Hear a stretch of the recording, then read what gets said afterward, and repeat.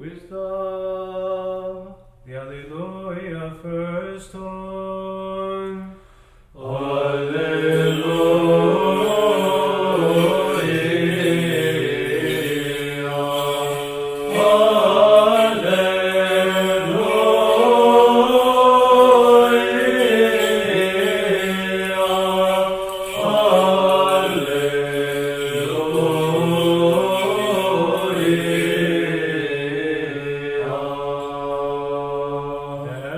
Confess thy wonders, O Lord, and thy truth in the congregation of the saints.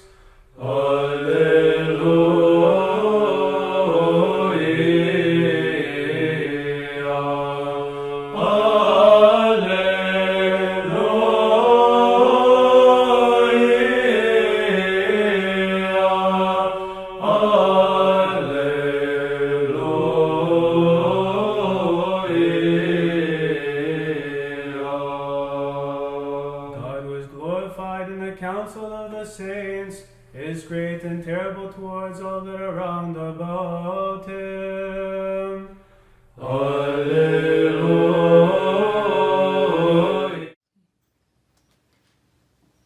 Em nome do Pai, do Filho e do Espírito Santo. Amém. Cristo nasceu. Glorificai, glorificai. Queridos cristãos ortodoxos, chegamos mais uma vez à natividade de nosso Senhor e Deus Salvador Jesus Cristo. Depois de passar dias imersos na atmosfera de oração, após passar a vigília natalina em grande júbilo através de nossos textos, hinos litúrgicos, leituras, paremias, grande é o alimento substancial que está nas nossas almas. Estamos como que cheios de apetitivos, para que daqui a pouco provemos da refeição mais substancial, do Cordeiro de Deus, a qual nosso Santo Pai Celestial, o dono da casa, ofereceu e preparou para nós tal banquete. E hoje nós vemos que o aniversariante nada mais nada menos que a figura do próprio Deus. No dia de hoje, o mistério a qual viemos sendo preparados pela Santa Igreja, o mistério do amor de Deus e do homem, foi sendo pouco a pouco, de semana em semana, preparado para nós, a fim de enxergarmos hoje, jubilosos, sabendo bem o que é que estamos vivendo. E o que nós estamos vivendo é a plenitude do amor de Deus. Chegou ao seu ápice. Nossos santos e teófilos padres, ao escreverem suas homilias para o dia de hoje, unanimemente deixaram de com certeza enfatizaram, não deixaram de enfatizar um ponto em comum. No dia do Natal, algo para nós, surpreendentemente, nos chama a atenção. O que pode ser que levou a Deus a realmente querer fazer-se homem? A entrar no tempo, ao assumir um corpo visível, a simplesmente romper os laços de sua existência intradivina e passar para essa existência a qual as criaturas vivem. É algo que nossos santos teófilos padres nos ensinam bem. Mas antes, nós podemos refletir que esse Deus, quando também escolheu encarnar em sua infinita condescendência de amor ao homem, ele escolheu nesta noite não vir em um palácio, não vir em meio a ouro, não vir em meio a servidores, mas escolheu uma manjedoura, um presépio, uma caverna, uma gruta. Naturalmente, as pessoas que foram predeterminadas a adorá-lo foram sábios de um reino distante e simples pastores. O que nos chama mais atenção ainda a seguinte pergunta: por que será? Qual o objetivo a qual finalmente Deus quis encarnar o homem? O que levou Deus a este movimento, a esta ação, a este milagre sobrenatural? E não estaria errado aquele que, primeiramente, viesse nos expor a seguinte frase: porque o homem caiu e era necessário então que o homem encarnasse. É, de certa forma, uma resposta digna, lógica. Mas segundo nossos santos teófilos padres, em especial São Gregório Palamas, quando fala sobre sua homilia sobre a encarnação do Verbo, ele nos deixa uma pequena pista para respondermos essa pergunta de maneira Como nós vimos sendo preparados pela igreja nos últimos 2 domingos, nós vimos que Deus teve que, antes de encarnar, vemos um estudo da linhagem histórica de como foi a preparação para a encarnação do Messias. E nós vimos que desde Adão houve uma promessa. A partir da promessa, nós tivemos também a progressão de a fidelidade de Deus para com um povo escolhido. Geração em geração, de pai para filho, foi se passando a promessa de que um dia desta linhagem escolhida, preparada, separada, devido à fraqueza da humanidade, para que um dia ali viesse o Salvador. E nós vimos as profecias de Jeremias, nós vimos as profecias de Miqueias, nós vimos as profecias de Isaías e tantas outras. E unanimamente eles falaram que um dia, de fato, viria o libertador. Isso não seria uma ilusão, isso não seria apenas uma metáfora, era uma profecia e iria ser cumprida cedo ou tarde.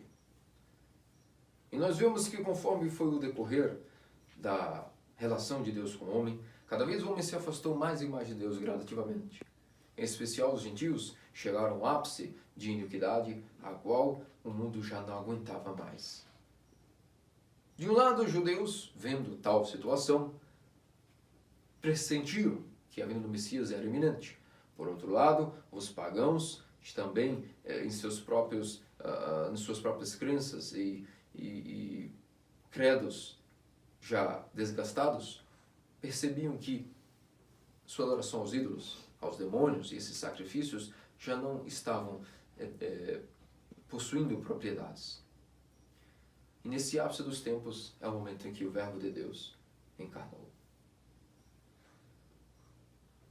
E se nós analisarmos a resposta que São Gregório Palamas nos diz a respeito da encarnação do Verbo, nós vamos entender de forma muito sucinta e direta um ponto-chave. Como nós falamos no último domingo, ontem mesmo, quando Deus criou o homem no paraíso, no seu grande mistério de amor, Ele criou o homem como uma síntese, não só do mundo material, com toda a substância material, com todos os elementos orgânicos, mas também uma síntese do macrocosmo, porque o homem também foi dotado de capacidade noética, de uma alma, uma personalidade, como dizem os gregos, um nous, ou seja, um espírito racional, uma mente dentro do coração. Mas, segundo São Gregório Palamas, no paraíso, quando Adão vivia sua vida de comunhão com Deus, ele ainda não estava completo. Era necessário que um dia pudesse ser este projeto finalizado, porque estava inacabado. Estava sendo ainda preparado para ser completamente aquilo que seria o protótipo do arquétipo. Eis o que os gregos utilizam para nos ensinar a respeito da imagem e semelhança de Deus no homem.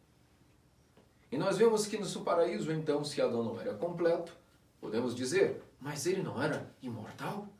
Não vivia em comunhão com Deus? O que mais lhe faltava? Aqui está a grande chave para a compreensão do dia de hoje, na natividade do nosso Filho Deus Salvador, Jesus Cristo. Como já ouviram várias vezes e nunca cansamos de repetir, Santo Atanásio, o grande bispo de Alexandria, disse: eis que Deus se fez homem para que o homem se tornasse Deus.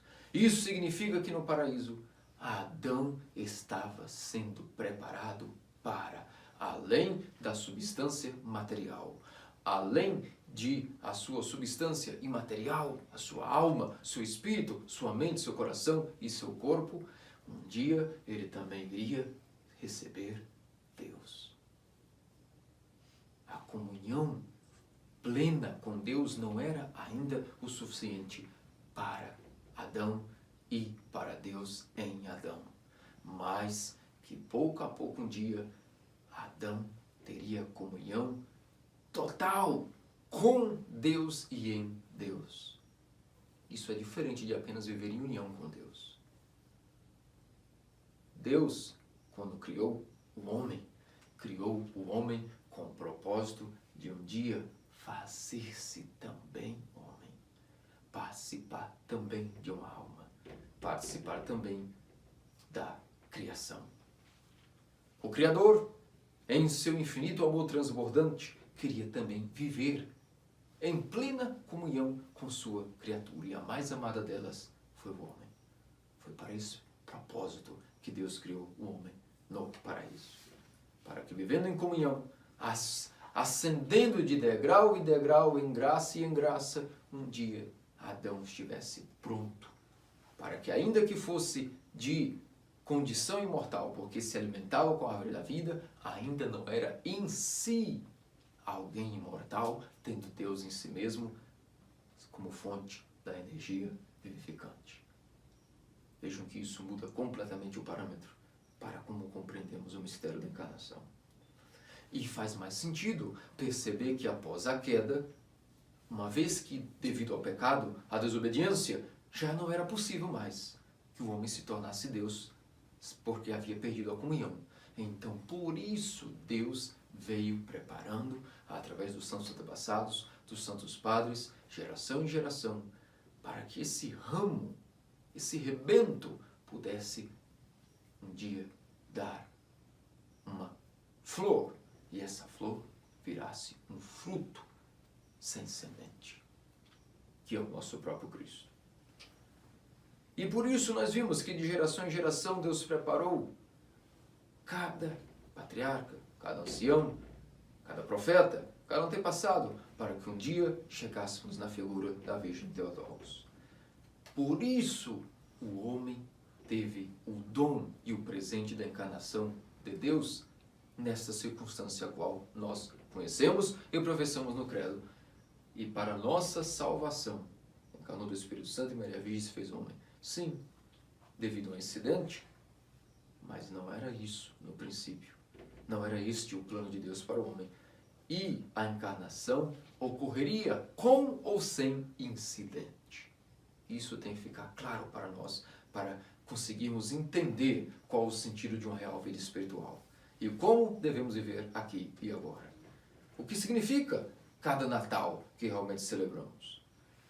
Por isso nós vimos que uma vez que Adão caiu, foi-lhe dada uma promessa, e então na impossibilidade de um homem agora receber, Deus estava sem comunhão, Deus vem e restabelece a sua comunhão através da encarnação.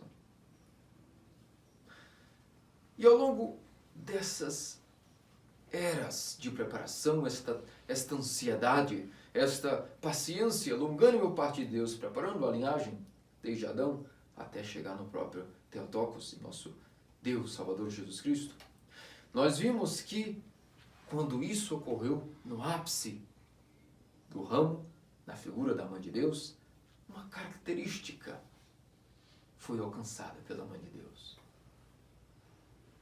Algo ocorreu que Deus encontrou no ventre da Virgem um local digno de se fazer presente tal qual no paraíso. É isso que nós lemos tão belamente em tantos tropários, em tantos hinos para a preparação da festa, onde o ventre da Virgem tornou-se um paraíso espiritual, um paraíso noético, se tornou mais extenso que os céus, se tornou até mesmo uma oferta. Nós vimos que, de certa forma, os magos trouxeram seus presentes para adorar o Criador. Nós vimos que os pastores deram seus hinos com os santos anjos. A terra ofereceu sua gruta, a sua caverna, mas nós, a humanidade, oferecemos a Virgem. E que sacrifício! E que oferta! O próprio Deus preparou tal sacrifício. Por isso, nós dizemos, completando o raciocínio dos 2 primeiros domingos, em preparação à Natividade, o domingo dos santos antepassados, o domingo dos pais e hoje a Natividade, entendemos finalmente qual o plano de projeto de amor para Deus. A encarnação, este mistério de amor, este mistério da encarnação estava preparado, como dizem os nossos santos padres, desde antes dos tempos, desde antes dos séculos. Para sempre estava preparado, pois o propósito, quando o homem imaginou criar, quando Deus imaginou criar o homem, já era com o propósito de encarnar no homem. Tanto que nós vemos que se narra que até os anjos ficaram atônitos quando viram o mistério da encarnação na Virgem. Ninguém compreendia, jamais poderemos compreender. Nós sabemos pela fé o que significa tal mistério, que é o que nós vivemos hoje na atividade do nosso Senhor e Salvador Jesus Cristo. Mas sem muitas delongas, o que tem de especial que antes da Virgem Maria, talvez antes algum outro patriarca, alguma outra santa mulher, por quê? O que houve de especial que a rama amadureceu somente na ponta da Virgem Theotokos? Isso se dá devido a, claro, anos de preparação, almas preparadas, podadas em provação, dificuldades, muitas provações, purificando o espírito, a alma, e isso passou de geração em geração. A fé, a esperança e o amor de Deus. Mas na Virgem nós vimos algo misterioso. Toda a sua mente era voltada para o Criador. Antes de Deus encarnar na Virgem, já havia sido nela restabelecida a comunhão com Deus. Algo que Adão havia perdido no paraíso. É por isso que quando houve a encarnação na Virgem, este foi o ápice dos tempos da humanidade. Nem antes, nem depois. Por isso que a Virgem Santíssima é considerada como o cumprimento de todas as promessas do Antigo Testamento. Ela mesma é um sinônimo do Antigo Testamento. A Arca da Aliança, todas as figuras que possamos imaginar, a sarça ardente, a escada para o céu. E amanhã comemoramos, logo em seguida na atividade, o dia dedicado a Sinaxe, em honra à Mãe de Deus. E nós vimos que, justamente devido à mente da Mãe de Deus, incessantemente estar em comunhão, através de seu intelecto, em obediência total e submissão à vontade do Criador, consagrando-se desde o ventre de sua manhã até o templo, e sempre a sua mente está incessantemente consagrada ao Criador, no intelecto e no coração, na mente, houve um estabelecimento da comunhão com o Criador. Algo que Adão perdeu no paraíso e que não atingiu ao nível tal qual o da Virgem no paraíso. A Virgem mesmo no mundo caído superou Adão no paraíso em termos de comunhão com o Criador.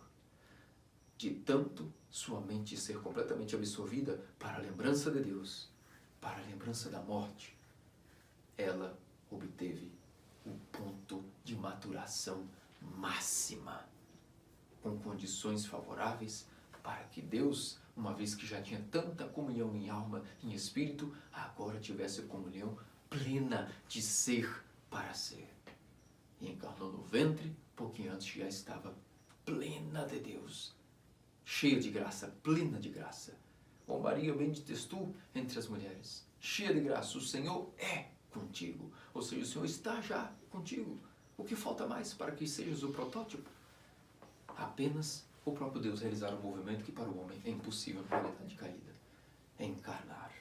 E foi isso que aconteceu no ventre da Santíssima Virgem, Mãe de Deus. E é isso que nós lemos em tantas leituras no Evangelho. É isso que nós lemos que ocorreu e ocorreu dentro de uma luta, para mostrar que a condescendência de amor de Deus para com o homem vem até as nossas misérias. Deus quis vir em condescendência aos nossos sofrimentos, às nossas lástimas. Por quê?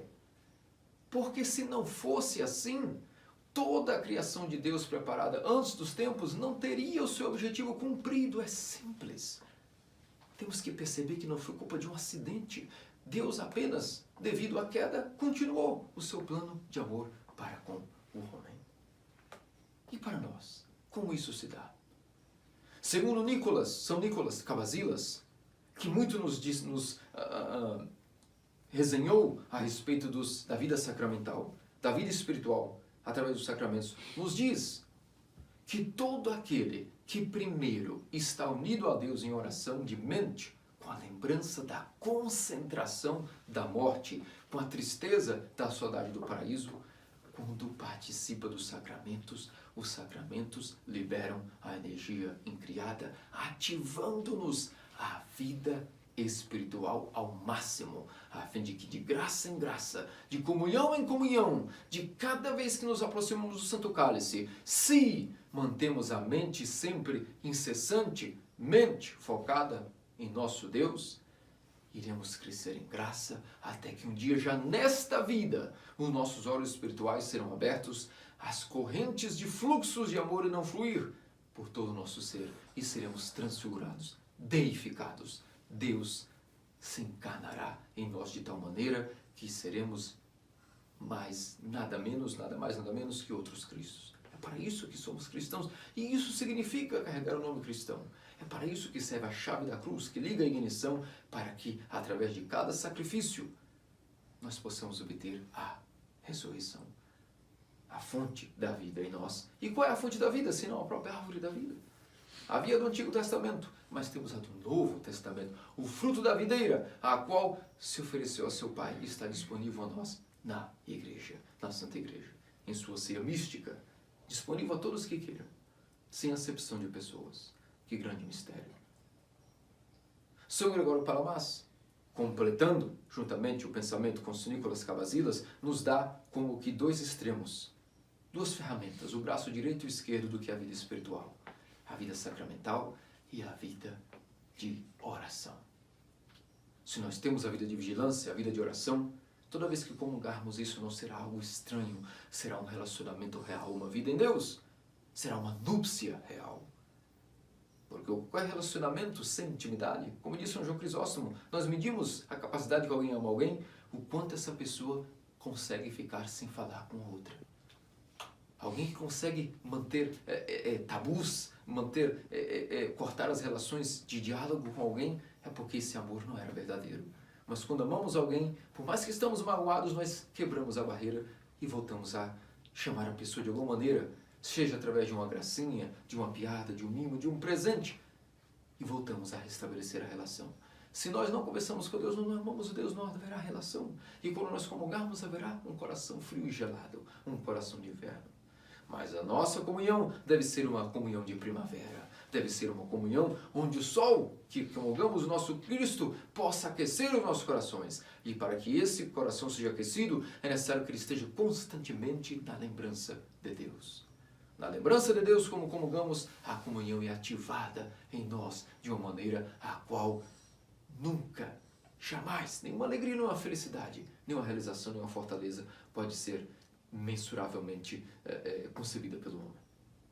Por isso, queridos cristãos ortodoxos, nesse dia da Natividade, o que mais poderíamos esperar de Deus? Estamos celebrando o mistério da encarnação, tendo o corpo de Deus disponível para nós. Que coisa mais incrível, que coisa mais inacreditável.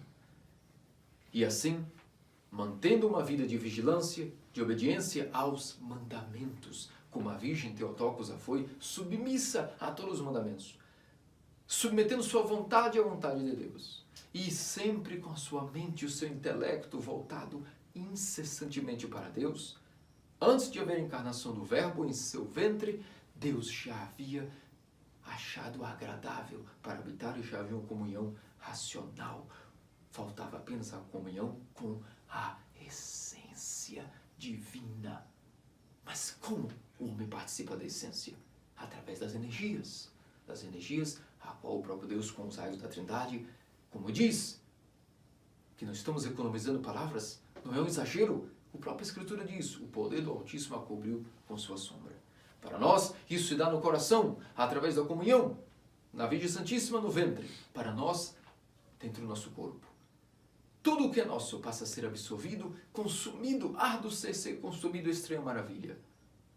Todo o nosso ser passa a ser absorvido, unido em uma comunhão plena, na alma, no espírito, na mente, com o Criador, com o nosso Deus, que quis se fazer criatura e viver a nossa vida, erguendo-nos, levantando-nos para o estado inicial, que com acidente ou sem acidente, com queda ou sem queda, é para isso que fomos criados. E a encarnação estava preparada desde antes de todos os séculos. O homem foi feito material e imaterial, visível e invisível, macro e microcosmo, com a síntese da criação, mas faltando até o terceiro elemento, o próprio Deus. Adão não estava completo, e o homem não é completo se não é com a encarnação de Deus. O homem foi feito para ser completado com a medida da participação da natureza divina em uma hipóstase com a natureza humana. E isso é o nosso Cristo. Isso é o Theanthropos. É o que nós confessamos, é o dogma dos padres. Por isso, vamos erguer nossas cabeças. Vamos estar contentes, realizados, que para um cristão ortodoxo isso é a realidade aqui e agora. Não é para a morte, é para aqui. Na morte não teremos como comungar após a morte. A nossa comunhão é aqui e agora. A cada comunhão, crescendo de graça em graça, caso haja uma vida de oração, de união mental com o Criador através do intelecto, como nos ensinam nossos santos padres. A união do coração num nível mais avançado de oração. Em lágrimas abundantes, cada comunhão fará com que cresçamos de graça em graça. Assim como Adão também deveria ter crescido em graça no paraíso e que a Virgem o fez em sua vida, em seus anos já de infância e adolescência. Por isso a Virgem Theotokos é colocada como mais honorável que os querubins, incomparavelmente mais gloriosa que os serafins, pois superou toda a criação. Superou todos os homens, superou Adão no paraíso e superou até os anjos. Porque não há nada de carne consiga manter uma memória angelical de Deus. Que nosso Senhor e Deus Salvador Jesus Cristo, o qual condescendeu para a nossa salvação, permitindo-se habitar numa caverna, deitando-se numa manjedoura, possa nos fazer dignos de também nós, com a sua graça, não desanimarmos. Se de zelo em zelo, a cada nova temporada de jejum, a cada manhã com oração, a cada entardecer com oração, a cada dia de oração, a cada luta, se renovarmos o nosso zelo, buscarmos encontrar esta força em Deus para renovar o nosso zelo diariamente, cada comunhão fará com que cresçamos de fato de graça em graça. Mas sem isso, o melhor dos remédios não pode fazer efeito se o paciente não compra a terapia. O problema não está no médico, nem no remédio, mas no paciente. Pensemos nisso, para que logo após, nas próximas festas da teofania e também para a festa da circuncisão, possamos estar preparados para um novo ciclo de vida, uma vida circuncidada para o pecado, mas nova, restaurada em Cristo Deus, através de sua encarnação e das orações da Virgem Maria, para que possamos então ter uma nova vida, a vida de Deus em nós mesmos. Não esqueçamos do que é o objetivo do cristianismo e de cada cristão: tornar-nos pessoas deificadas, participantes completamente nas energias de Deus, deificados, teoses, deificação. É o que nós fomos criados para isso, desde o princípio, já no Éden. Sem queda, mesmo assim, haveria a encarnação se Adão tivesse se mantido obediente. O que resta para nós agora? Sermos obedientes, como a Virgem foi obediente. Sermos meditativos, para além da razão, fixados com zelo na memória de Deus e na memória da morte. Essas duas coisas serão para nós suficientes para que possamos a cada comunhão comungarmos com muita fome e sede o novo fruto da videira, que vem para ser verdadeira comida e verdadeira bebida. Que nosso Senhor e Deus Salvador Jesus Cristo possa nos concedermos dignos de já nesta vida nos prepararmos para aquilo que é preparado para nós desde antes dos tempos e que será também concluído definitivamente em toda a eternidade na Jerusalém Celeste após o juízo final para todos aqueles que na Santa Igreja tiverem a comunhão plena com Deus nesta vida. Não qualquer comunhão, não comunhão que o Ocidente entende, a comunhão alegórica ou mental ou psicológica, mas a comunhão plena em Deus.